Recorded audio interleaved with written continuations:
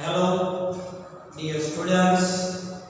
Today I am going to teach you our next topic of chapter 2. So students, इसके पहले lecture में हमने chapter 2 start किया था।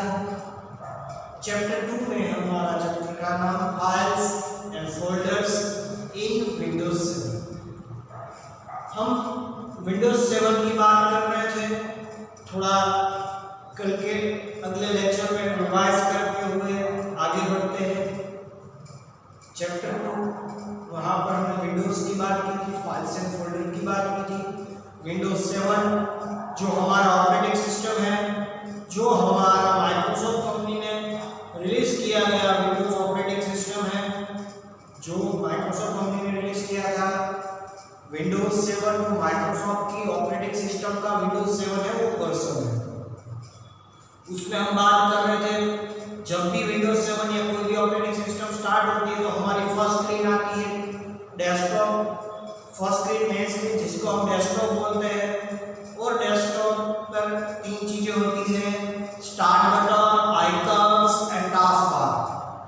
जैसे देखा जाए तो पहले डेस्कटॉप पर बड़ा पोर्शन वो हमारा क्या होता है बच्चों, हमारा आइकन्स होता है। डेस्कटॉप पर सभी आइकन्स रखे होते हैं। जो आइकन्स मतलब जो आपको इमेज फोटो पिक्चर बड़े छोटे छोटे दिखाई देते हैं, जिसमें आपके प्रोग्राम, फाइल्स, फोल्डर्स या डॉक्यूमेंट्स पड़े होते हैं जो आपने डेस्कटॉप पर रखे हैं और रखे गए हैं। आप टास्क बार पर मतलब हमारा डेस्कटॉप फर्स्ट स्क्रीन की bottom line, bottom horizontal line पर आए सबसे नीचे, तो आपको टास्क बार मिलेगा और टास्क बार पर लेफ्ट साइड पर स्टार्ट बटन मिलेगा।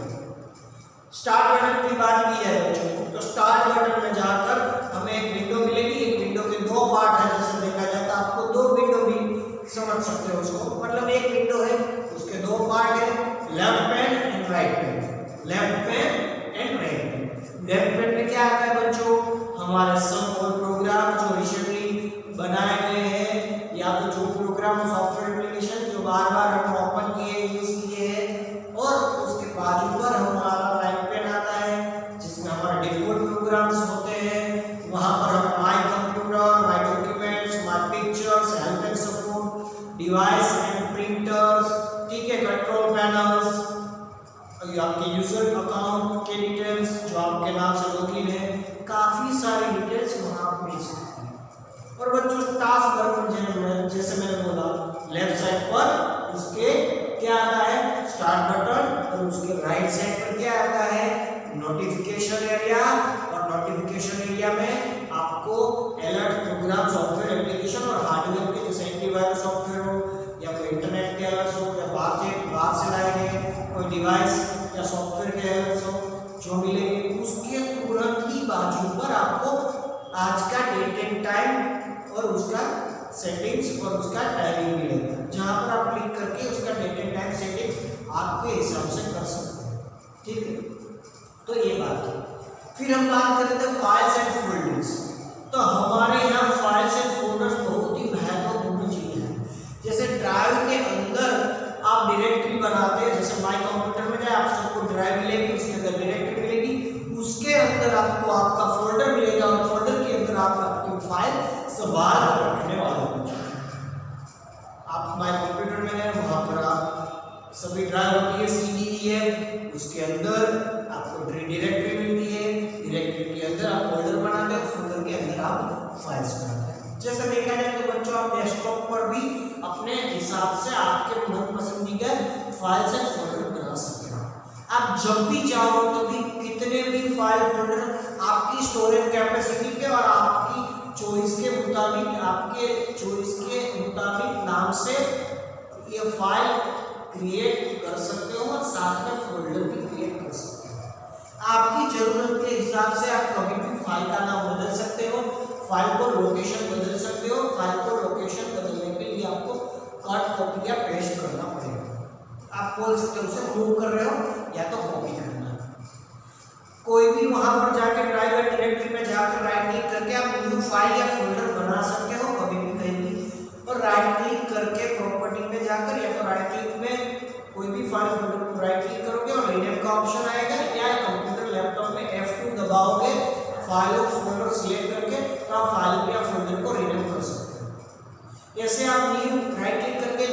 जाके फाइल और फोल्डर क्रिएट कर सकते हो बच्चों।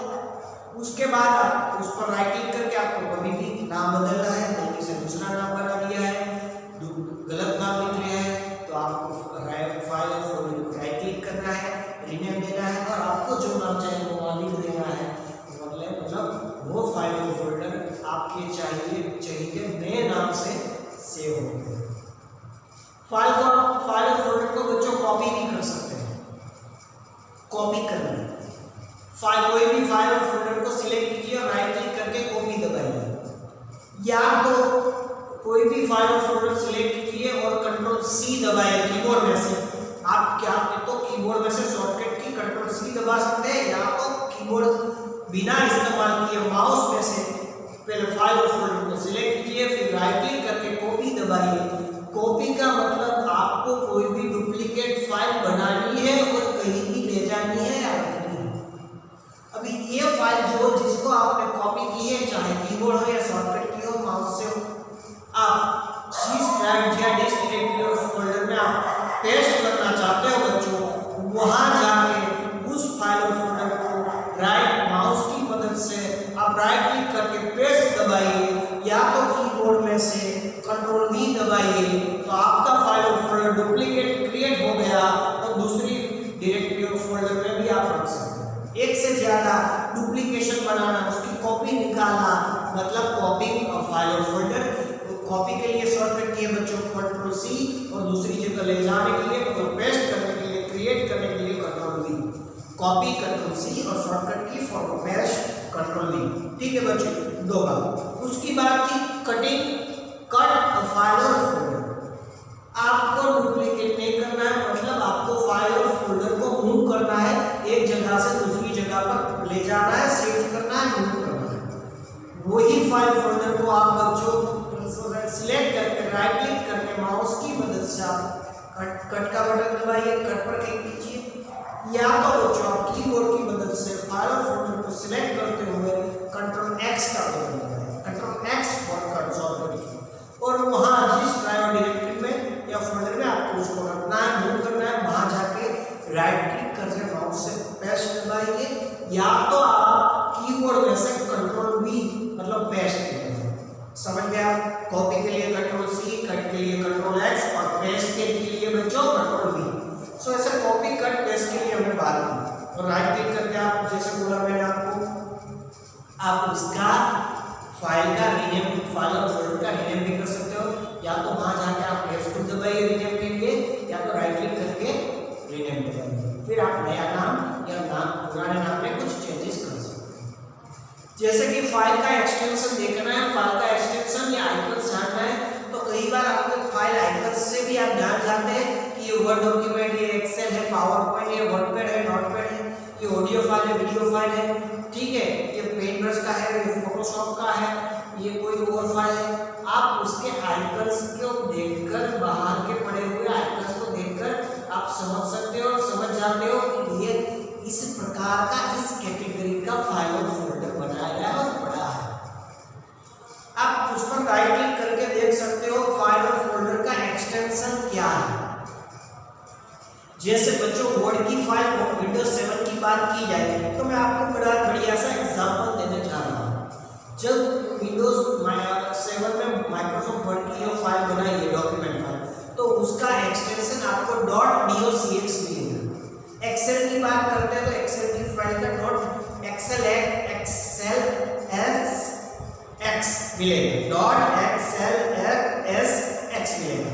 पावर पॉइंट प्रेजेंटेशन की बात करते हैं तो बच्चों उसका आपको .pptx मिलेगा, ये श्योर बात है। अभी आप नोटपैड या वर्डपैड की बात करते हो तो आपको .txt मिलेगा। ऑडियो फाइल की बात कर रहे हो तो बच्चों आपको .mp3 एक्सटेंशन दिखाई देगा।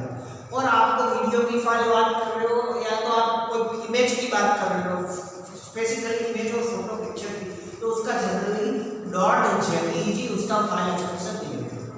या बच्चों कोई भी फाइल फोल्डर को आपको प्रॉपर्टी जाननी है, व्यूइंग प्रॉपर्टीज, आपको उसकी प्रॉपर्टी देखनी है, तो कोई भी प्रॉपर फाइल फोल्डर में जाकर आपको राइट क्लिक करना है। क्या करना है बच्चों?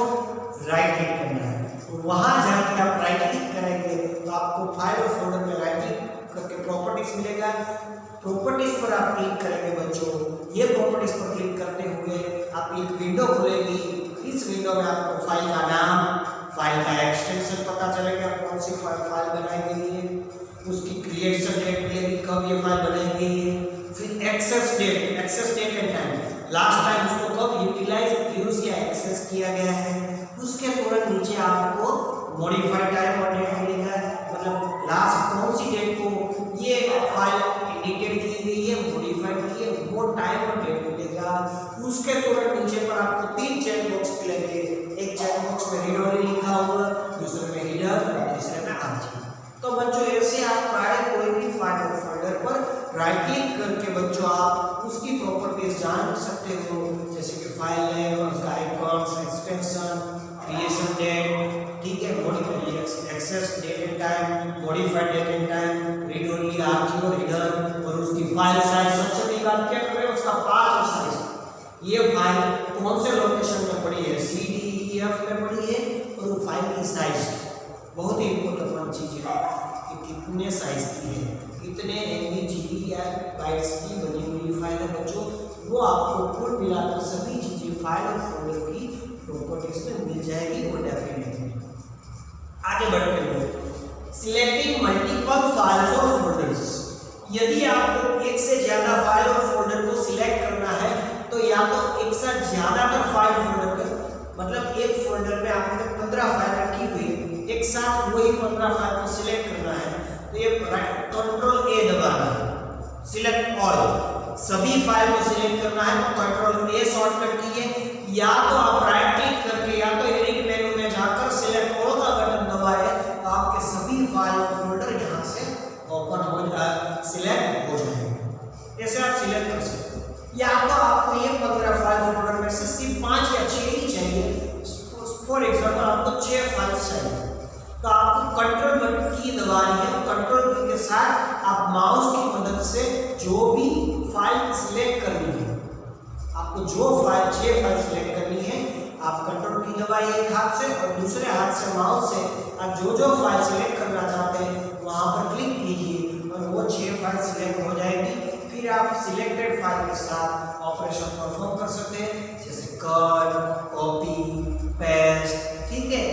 जैसे ये आप कॉपी या डुप्लीकेशन कॉपी आप फाइल को मूव कर सकते हैं। तो बच्चों ऐसे हम मल्टीपल फाइल्स को सिलेक्ट कर सकते हैं कंट्रोल की दबाकर, या ऑल फाइल को सिलेक्ट करना है तो सिलेक्ट ऑल मेनू में जाकर, या तो आप कंट्रोल A दबाकर बच्चों, कंट्रोल A शॉर्टकट की है सिलेक्ट ऑल के लिए। ऐसे आप मल्टीपल फाइल फोल्डर्स या तो सभी के सभी फाइल फोल्डर्स सिलेक्ट कर सकते हो। तो आपको ये समझ में अच्छी तरह आएगा।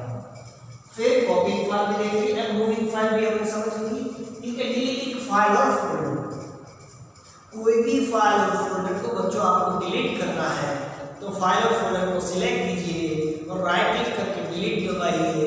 डिलीट दबा के आपको पूछा जाएगा आपको डिलीट करना है, are you sure you want to delete, फिर ओके दबाइए। डिलीट करना कंफर्मेशन है तो फिर आपकी फाइल डिलीट होकर ये फाइल माउस की मदद से राइट क्लिक करके डिलीट दबाकर कर सकते हैं। ये फाइल डिलीट की हुई फाइल तुरंत वहाँ रिसाइकल बिन में, जो हमारी डस्टबिन जैसा सिंबल है डेस्कटॉप पर या स्टार्ट मेनू में, आप वहाँ जाकर रिसाइकल बिन जो डस्टबिन जैसा फोल्डर है वहाँ जाकर आपकी डिलीट की गई फाइल जो डिलीट ही की है, सिर्फ डिलीट दबाया, सिर्फ डिलीट नहीं, ओनली डिलीट वाली फाइल से वहाँ पर रखी होगी।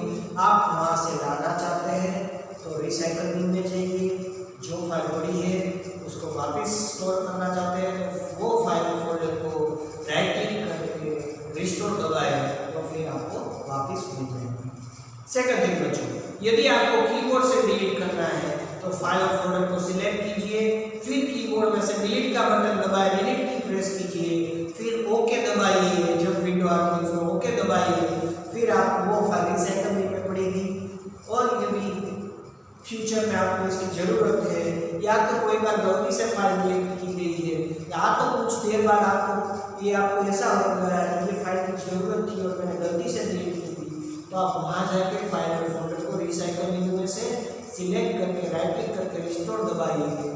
तुरंत ही वो फाइल फोल्डर जहाँ से डिलीट हुआ है वहाँ जाके रिस्टोर हो जाएगा। तो बच्चों आज हमने ये सभी कंसेप्ट, ये सभी टॉपिक्स देखे। अगला टॉपिक है हमारा different views of files and folder, हम अगले लेक्चर में देखेंगे। तब तक बच्चों ये सभी कोर्स आपने लिख लिए होंगे, नहीं लिखे बच्चों तो इसका